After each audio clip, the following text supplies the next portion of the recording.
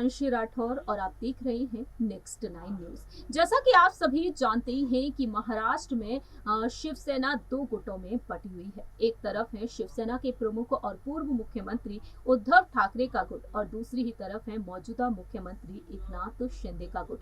दोनों ही गुटों के बीच इस वक्त शिवसेना के चुनाव चिन्ह को लेकर जंग छिड़ी हुई है। 27 सितंबर के दिन सुनवाई हुई थी। सुप्रीम कोर्ट ने अपना फैसला सुनाया था कि अब चुनाव आयोग ही अपना फैसला सुनाएगा कि आखिरकार असली शिवसेना किसकी होगी। धनुष और कमान का जो चुनाव चिन्ह है शिवसेना का, वह आखिरकार किसके पक्ष में जाएगा, किसे आवंटित किया जाएगा। सुप्रीम कोर्ट ने यहाँ पर उद्धव ठाकरे की याचिका को खारिज करते हुए ये बड़ा फैसला सुना दिया। लेकिन अदालत में अंदर क्या कुछ हुआ था उसको जानने के लिए दर्शक लगातार यहाँ पर हमारे चैनल से जुड़े हुए हैं, तमाम सवाल करते हुए नजर आ रहे हैं। एक बार फिर से आपको बताना चाहेंगे यहाँ पर कि आखिरकार अंदर अदालत में क्या कुछ हुआ था। आपको बताएंगे इस रिपोर्ट के जरिए कि किस तरीके से यहाँ पर जस्टिस ने अपने कई अहम फैसले सुनाए थे। जब शिंदे गुट के वकील हरीश साल्वे ने अपनी दलीलें रखी थी, वहीं दूसरी ही तरफ उद्धव ठाकरे के वकील, वरिष्ठ वकील कपिल सिब्बल ने भी अपनी बात रखी थी।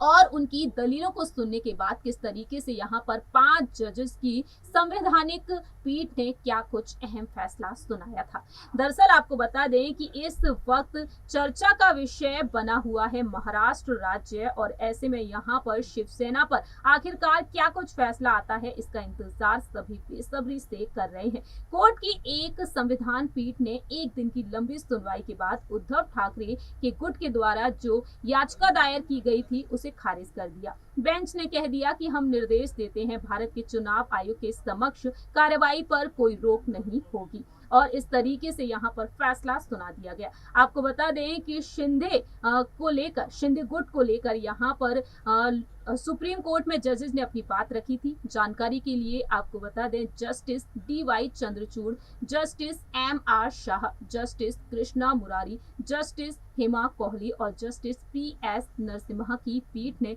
यहाँ पर अहम फैसले सुनाए। वहीं यहाँ पर कपिल सिब्बल ने भी तमाम सवाल खड़े कर दिए। उन्होंने यहाँ पर अपनी बात रखी और साथ ही साथ आपको बता दें कि पीठ की सुनवाई के दौरान उद्धव ठाकरे के गुट के वकील सीनियर एडवोकेट कपिल सिब्बल ने पूछा कि शिंदे ने वास्तविक शिवसेना के रूप में अपने दावे के साथ भारत के चुनाव आयोग से किस हैसियत से संपर्क किया। तो वहीं कपिल सिब्बल ने जवाब दिया, यही तो पूरा मुद्दा है, क्योंकि शिंदे अयोग्य होने के बाद चुनाव आयोग से संपर्क नहीं कर सकते। उन्होंने कहा कि मैंने चुनाव आयोग को स्थानांतरित करने वाले व्यक्ति की स्थिति को चुनौती दी थी। वहीं यहाँ पर संवैधानिक पीठ ने अपनी बात रखी और पूछा ECI की कौन सी शक्तियों का इस्तेमाल किया गया। कपिल सिब्बल ने जवाब दिया कि शिंदे का दावा चुनाव चिन्ह आदेश और सादिक अली मामले में सुप्रीम कोर्ट के फैसले के आधार पर है। उन्होंने कह दिया कि जब सादिक अली और अन्य बनाम भारत के चुनाव आयोग और अन्य के मामले में सुप्रीम कोर्ट का फैसला जब आया था,